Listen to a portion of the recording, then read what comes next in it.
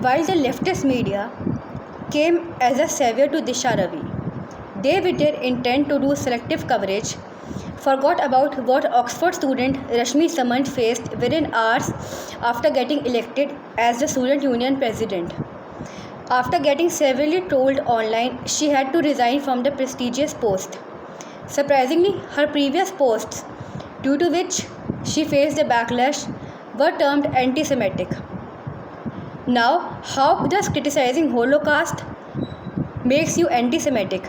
And why the hell she was called Islamophobic when there is not even a single mention of Islam in her posts? The pseudo-liberals very conveniently catcalled right-wing, call them intolerant, and forget to condemn those who issue unnecessary fatwas and blame the true liberals of blasphemy. The British Parliament is more concerned about the Indian farm laws than the Indian community present over there. Farm laws doesn't even come under its jurisdiction, but still they are eager to discuss them.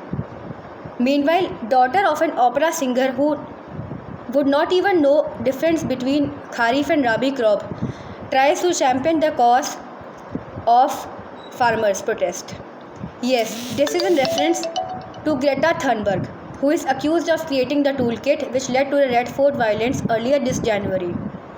Rashmi Samant is as Indian as Disha Ravi, but because it does not suit the liberals to take up her issue, hence pseudos fail to stand with her. Talking about UK, what has it got to do with farm laws? Are they impacting it in any way? Instead, they should focus more on the scandalous interview which Harry and Meghan Markle gave to Oprah Winfrey, describing how racist the royal family is. They narrated how the skin color of their yet-to-be-born child was being discussed.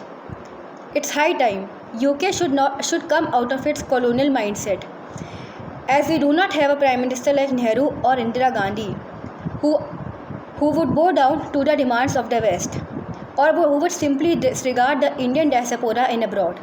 Yes, it is right. Erstwhile Prime Minister Nehru once went to the extent of saying that his leadership is not interested in building ties with Indians living abroad. Obviously, this makes us understand as to why he sympathized and appeased a particular community just for solid vote bank. He was so much awestruck by the West that he made his Trust with Destiny speech in English, when more than half of the divided Indian population did not even know the language. Despite being a Kashmiri Pandit himself, he let the Kashmir issue to get internationalized. He discredited VK Menon and went to war with China unprepared. Well, coming back to the point, we as responsible citizens should know the truth and should know how to differentiate between truth and falsehood.